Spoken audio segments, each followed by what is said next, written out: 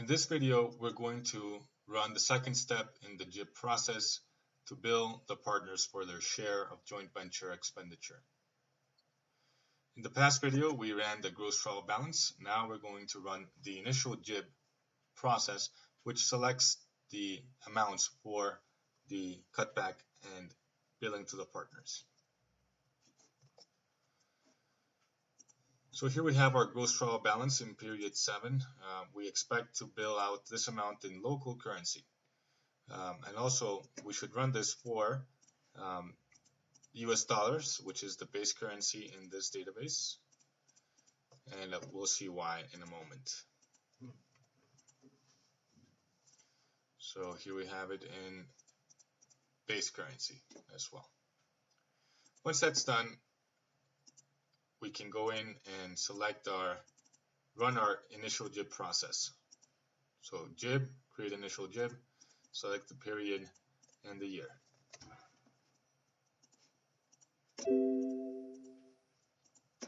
The JIB module has selected the data for the cutback. Now we can go in and make sure that it is selecting all the data we expect it to select.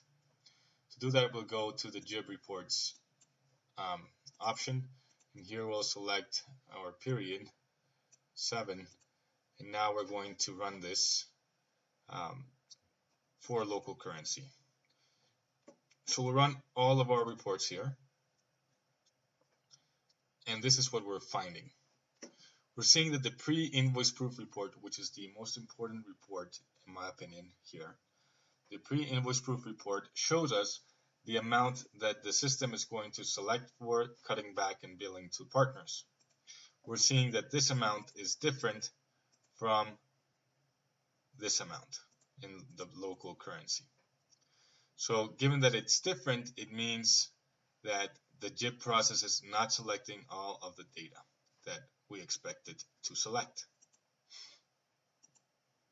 So given that, we're seeing that it is selecting this property AFE and this bill code, but there is something that has been left out.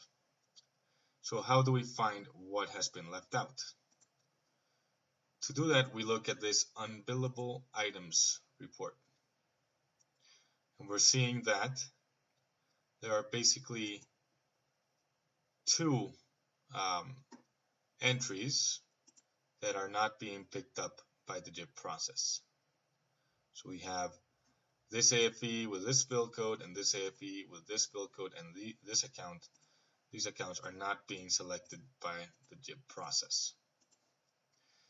Given that they're not being selected, we cannot go ahead and finalize the JIB because we need the pre-invoice proof report to match the gross trial balance. The unbillable items report is letting us know that there are some items that are not being selected. If we look at the billable items report, this one, the total is going to match the same as our pre-invoice proof report. And we're seeing that here again, it's showing us these entries are being selected, but they do not. The total does not equal the gross trial balance. Finally, we have the billable universe report, which shows us everything, including billable and unbillable items. So at this point, we're finding that there are some unbillable items that we need to look into for this amount, which is basically the difference between the gross trial balance and the pre-invoice proof or the billable items report. So we have to run that in local currency and also in base currency. If we run it in base currency, again, we see that the pre-invoice proof report is different from the gross trial balance. The reason I'm doing it in both currencies is because sometimes there are occasions where one of the currencies, the pre-invoice proof report, is equal to the gross trial balance, but the other isn't. And that generally occurs when you have non-converting entries. Okay, so in both cases we have the same situation.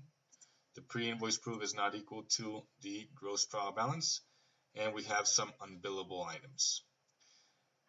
Usually, the reason for this is the DOI for these AFE and bill code combinations has not been set up. So we should go in and look at that. That's the main cause.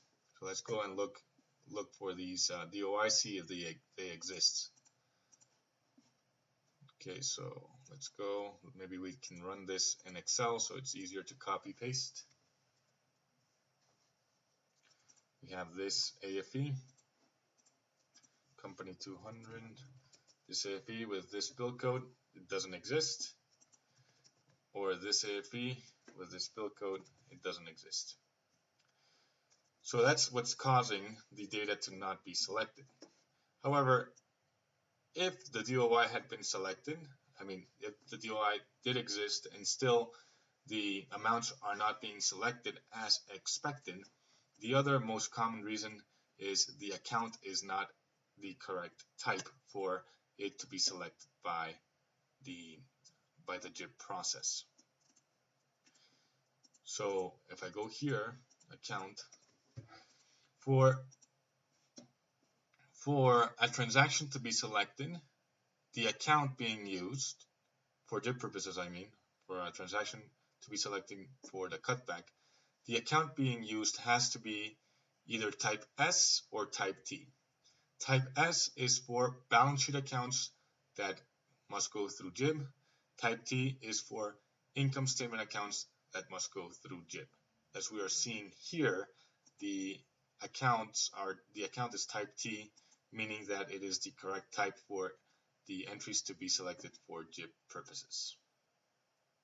So at this time, we are finding that the JIB, the amounts are not being selected because the DOI is not set up.